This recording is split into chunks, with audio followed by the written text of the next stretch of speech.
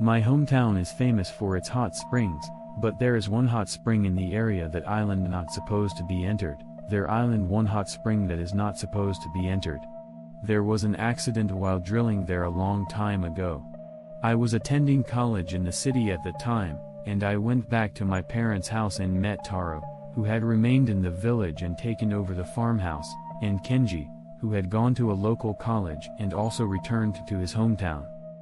We had been childhood friends since elementary school, and since we were over 20 years old, we had a lot of drinks and were making a lot of noise until midnight.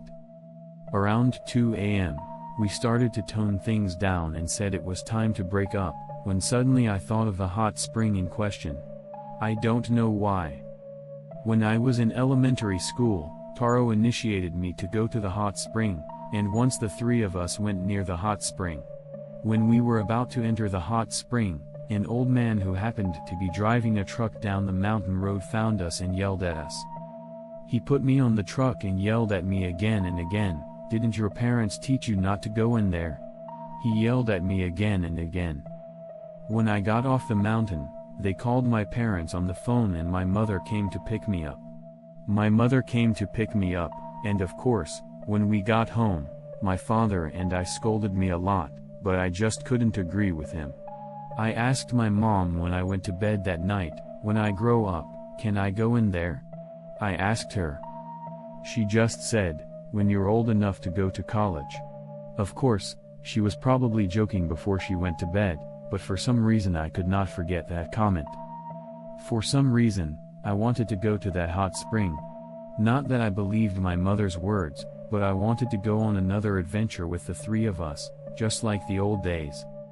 When I told them the story on the way home, they surprisingly agreed, both of them wanting to go on an adventure together like in the old days. Taro told me that the area is no longer as taboo as it used to be, and that the surrounding mountain roads have been improved, or so he thought, a few times a year. Says that nowadays it is not as taboo as it used to be, and that a few times a year, tourists step into the hot springs, even if they don't end up taking a bath. Of course, nothing special has happened to them. The local coalition is persistently calling to make sure. But it was a bit of a quandary to go there now, so we decided to go there in the daytime 3 days later and parted ways that night with the two of them. On the day of departure, we stepped into the mountain where the hot spring was located. In the process of building an asphalt road on the mountain, they cut down a lot of trees, so there is more sunlight coming in than when I was in elementary school, and the fear from the darkness is much lessened.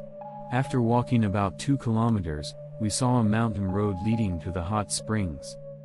Ignoring the wooden sign at the entrance of the mountain road that said "Dangerous ahead, do not enter," we continued on our way. When we saw a wooden sign with the words 20 hot springs written in faded letters, we finally arrived at a space that was probably built to serve as a changing room. It was a mess, with cobwebs crawling on the ground and poor footholds, because it was quite old. However, the hot spring water was flowing, and it was so clear that we could barely see the depths of the hot spring. However, the temperature was not controlled and was probably 50 to 60 degrees Celsius, so it was quite hot. It was impossible to take a bath in the hot spring, so I decided to take a foot bath only. While relaxing in the foot bath, Taro, who is the most knowledgeable about the history of this hot spring and its mysterious phenomena, told me a lot about it. Once upon a time, this town was in the midst of a hot spring bubble, and it was decided to develop this area, which was said to have good hot spring water. The construction was going well, but one day an accident caused by faulty drilling equipment killed and injured many people. After that, work resumed and managed to complete the project, but during the work, there were many people who were injured, became ill, or saw suspicious figures, etc., and the project was a disaster. Although the facility was completed and opened for business, there were still a number of strange occurrences. When I am taking a bath, a man suddenly grabs my feet from the bath water. When an old man in work clothes suddenly enters the bathtub, and your eyes meet his, you feel faint and faint. When I try to get out of the bathtub, I can't move as if I'm tied with a gold knot and I get severe burns. When I was washing my hair, I felt someone's hand on my shoulder, but when I turned around, no one was there. Eventually, some people were seriously injured, so the town was forced to close it down. However, no such phenomena occurred while we were there, and we left the hot spring laughing, thinking that the haunting must have faded away since it had been decades since the accident. However, things started to go wrong that night when I was taking a bath at home. I was relaxing in the bathtub as usual that night. I was lathering shampoo on my head to wash my hair. I felt a strange sensation of bubbles growing on my head. Obviously, there was too much lather compared to the amount of shampoo I took on the palm of my hand. While I was wondering if she had changed to a shampoo that foamed more, the bubbles were increasing at an abnormal rate. As soon as I opened my eyes, the bubbles that had been rising all over the bath covered my face. When you are surrounded by bubbles, you can see that the pressure is so great that you can hardly breathe. I try to reach the door, but my eyes are blinded and I can't reach the door. When I finally managed to reach the door, it was stuck. There is no lock on the bathroom door at home. I started screaming frantically for my father and mother, and then, flailing my legs, I managed to get myself out of the bathroom. Then I flapped my legs and tried to open the door on my own. Then someone grabbed my leg and started pulling me in the opposite direction of the door. Cold hands, no doubt someone else in the bath. The bathtub in my house is only barely big enough for me to lie down, but I remember being grabbed and dragged by my legs for a long time. I wonder where the owner of that hand was trying to take me. A few seconds later, I was rescued from the bathtub by my father, who heard the screams and rushed to my rescue. But according to my dad, who should have seen the scene, there were no bubbles at all, and of course there was no one in the bathtub. He said I was just passed out in there. About an hour later, when I regained consciousness, I was convinced that the hot spring was definitely haunted.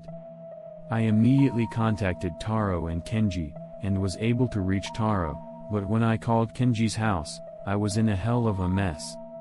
Kenji's sister answered the phone and told me that Kenji had slipped and fallen in the bathtub, hit his head hard, and was unconscious when he hit the door with the headpiece. They immediately went to the hospital and spent the night there, but Kenji never regained consciousness. The next night, Kenji died. During the day he recovered enough to respond to our questions, but at night his condition suddenly changed and he died. I told Taro what I had experienced and that this was definitely a haunting.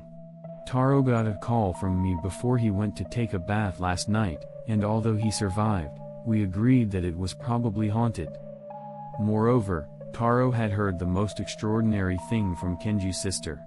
Kenji had gone to that hot spring, and when he got into the footbath, someone had grabbed his leg.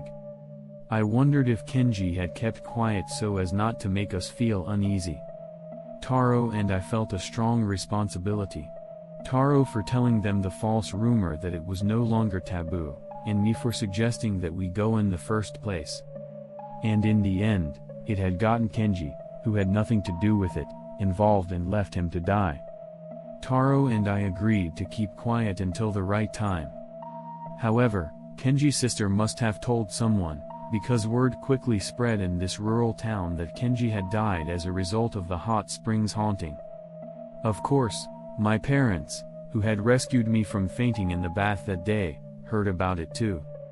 After much pestering, I finally confessed to them that the three of us had gone to the hot spring that day. Soon Taro's family, Kenji's family, my family and the local hot springs union were to gather. Kenji's mother looked at me and Taro with white eyes. As soon as the meeting started, the old man who was the president of the association yelled at us, "You told me to stay out of this place." He yelled at me. The people from the association told me, the resentment of that hot spring is not weakening, but growing every year, and that's why tourists are entering there. They say that the tourists who enter the hot spring have entered it as if they were drawn to it by something. The name of that hot spring means second time, again in an old local dialect, and it is said that hauntings will befall those who stop by that hot spring twice. The chairman said, Kenji may have done something to offend the spirits of that hot spring, whether it was the first or second time. Furthermore, my mother told me the most outrageous story. When we were little, an old man in a truck happened to pass by and brought us back to the hot springs. I thought he was a local, but according to my mother, she had never seen such a man before, and even at the time, she and Taro and Kenji's mother were suspicious of him. Then she consulted with the people in the association and looked at photos of people who had died in the accident at the hot spring, and found someone who looked a lot like the old man. He went out of his way to warn us not to go to that hot spring, and yet, Mom broke down in tears. According to the people in the association, we should stay away from this place as much as possible. The person told us that the way to end the haunting was to leave the area as much as possible, and to carry the bucket with us when we went near the water where there was a danger of an accident. My parents and I were determined to leave this place. That's pretty much the end of the story. Taro also tried to leave the land, but his parents protested, "We've lived as farmers for generations, and there's no way you and I can live in the city." They ended up staying behind. I guess I felt responsible for Kenji's death and the avoiding stares I received from people around me. I met Taro a few times when I was away from the area, and I could understand his anguish. I tried my best to encourage Taro not to take responsibility for Kenji's death, but he had always been the type to keep his problems to himself, so things didn't progress very far. I was afraid that Taro might not be able to cope with the situation, but he was too busy looking for a job, so I did not see him for the last year of his life. I was just about to meet Taro again when I got the call that he had committed suicide. Of course, I was not allowed to attend the funeral, so I only have bits and pieces of information, but I was told that he had cut his wrist and died in the bathtub. I don't know if there was a bucket there that was used to get rid of the body, but if Taro chose suicide of his own volition, it would have nothing to do with being possessed. However, if A chose to die in the bathtub as if attracted by someone, then it is still a haunting. Regardless of the circumstances leading up to the deaths, I ended up losing my two best friends. I was the one who started this incident. And Kenji died as a result of the incident. I was in a position to escape, so I left Taro alone and ended up letting him die as well.